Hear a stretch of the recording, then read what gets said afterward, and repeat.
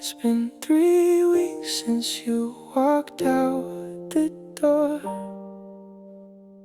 The sun is starting to fade and I'm panicking.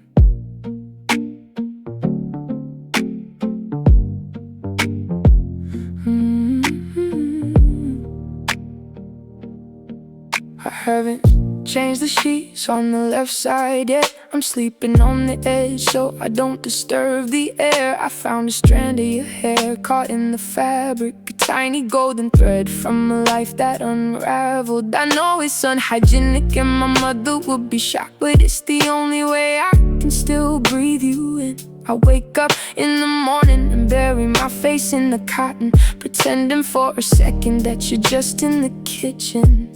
The laundry basket is full, but I can't start the wash. Afraid I'll rinse away the last thing I have. Burying my head in an unwashed pillowcase, trying to remember the lines of your face. The smell of your shampoo is becoming a ghost. The thing that I need is the thing I fear most to lose. The last trace of the skin I once knew.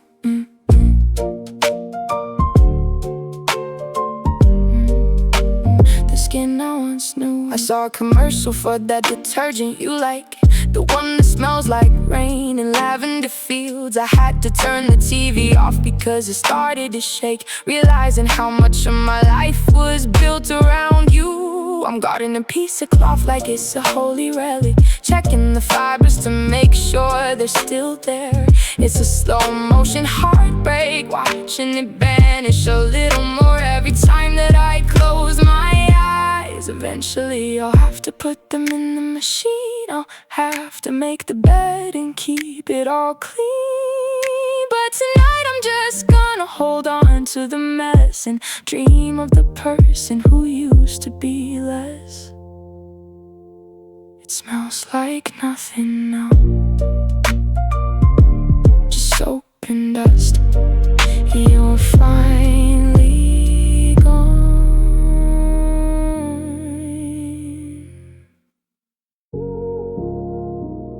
I still check the mirror before I change lanes, expecting to see you messing with the radio. I took the long way home through the canyon at night. The curves of the road always remind me of your hands, how you used to grip the handle when I went too fast and tell me I was gonna get us both killed. I smiled at the empty space next to me, and for a split second I forgot you were gone. I reached over to pat your knee like I always did, and my hand just fell through the cold night air. The seatbelt warning is chiming for a ghost. I'm the one driving, but I'm the one who's lost. There's a ghost in my passenger seat tonight, watching the road under the pale street light. I'm talking to the air like you're actually there, tangled in a memory I can't seem to tell. Driving in circles just to keep you around. Now past that diner where we had our first fight, the one with the neon sign that's missing the E. I almost pulled in to buy you a chocolate shake before I remember you don't eat sugar anymore. Or maybe you do, I wouldn't actually know. Since I haven't seen your face in 18 months, it's a haunting kind of comfort to keep you right here, even if you're just a trick of the shadows in fear. I should probably let someone else sit there, but it feels like I'll be giving you away for good. I'd rather drive alone with a shadow I know than move on to a future where I have to let go. Stay for one more mile. The road is long, and I'm not ready to be alone yet.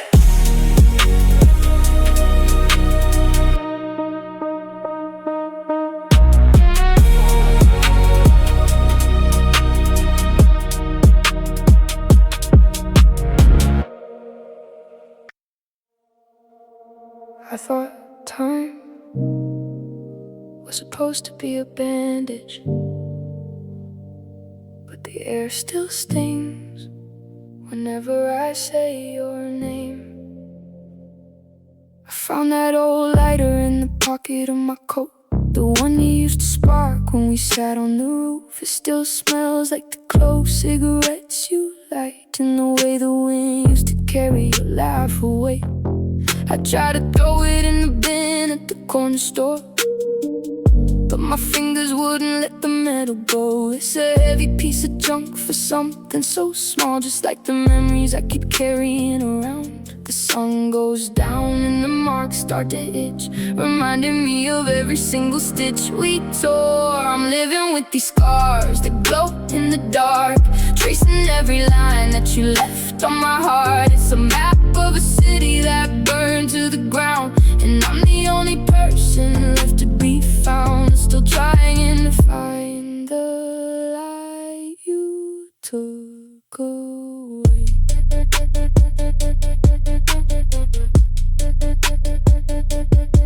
I saw your sister at the grocery store last week. She looked at me like I was a ghost she recognized, asked me how the music was going these days, and I lied and said I'd never felt more alive. The truth is I spend most nights staring at the fan, watching the shadows spin circles on the ceiling, wondering if you ever wake up in the middle of the night, reaching for a hand that isn't there anymore. I don't wanna heal if it means I forget. I'd rather keep the pain than lose the regret. Every ache is a proof that you were actually real, a permanent mark that I'm still forced to feel. They don't fade, they just change color. Neon blue in the middle of the night, still glowing.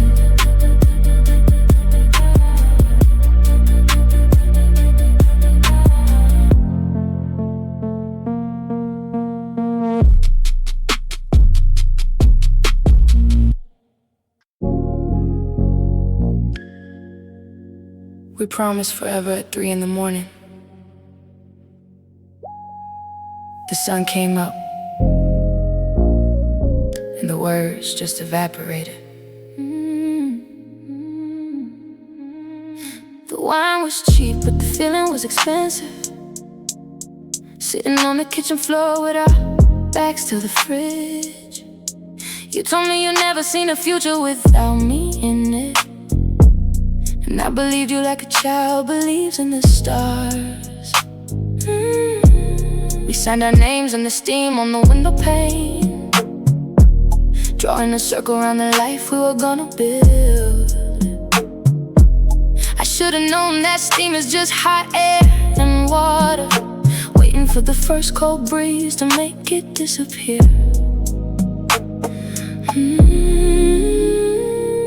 The ink was invisible before the day even started. Empty promises made by the broken-hearted, just another set of midnight vows we couldn't keep. Promises we whispered while the world was asleep. Now the kitchen floor is empty and the fridge is humming. I didn't see the end of the world actually coming. Now I'm just haunted by the ghost of what we said. I found a notebook where we wrote down the names of the dogs we'd own and the places we travel. It's sitting in a box of things I need to burn, but I keep opening the pages just to see your handwriting. You had a way of crossing your T's with a little flourish, like everything you wrote was a piece of art. Now that art is just evidence in a cold case of a crime we both committed against each other. Why do we say the biggest things when we're the most tired? Fueling the fire with words that were never inspired by anything more than the fear of being alone. Built a palace of glass, then we threw the first stone.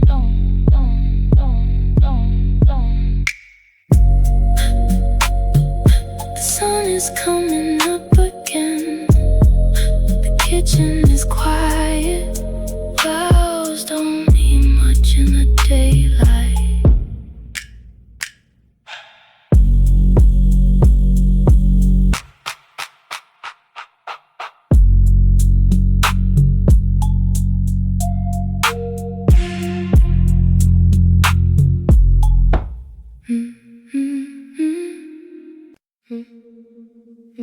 I keep replaying the tape in my head, trying to find the exact moment the light went out.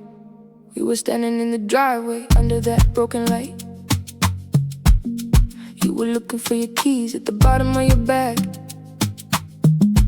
I remember thinking how the moon caught your eyes, and how I wanted to tell you I'd stay forever right then. But the words stayed stuck like a stone in my throat, and you just waved and got into the car. The engine turned over and you drove down the street, and I didn't know that was the closing of the door. The taillights were the last thing I saw. The silence was the first thing I felt. That was the last time I loved you with my eyes open. Before the heart was cracked and the spirit was broken. I'm still standing in the dark on that patch of concrete, waiting for a car that's never coming back down the street. Living in the second before you drove away.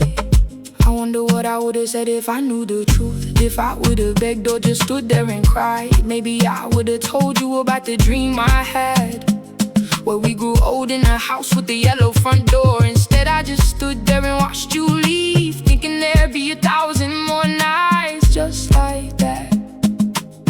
It's the ordinary moments that end up killing you, the ones you didn't think were worth holding on to. I've loved a few people since you took off, but it's never been the same. It's like I'm looking for your ghost in every new phase, a shadow of a feeling I can't quite replace. Still standing in the driveway. The light is still broken and so am I.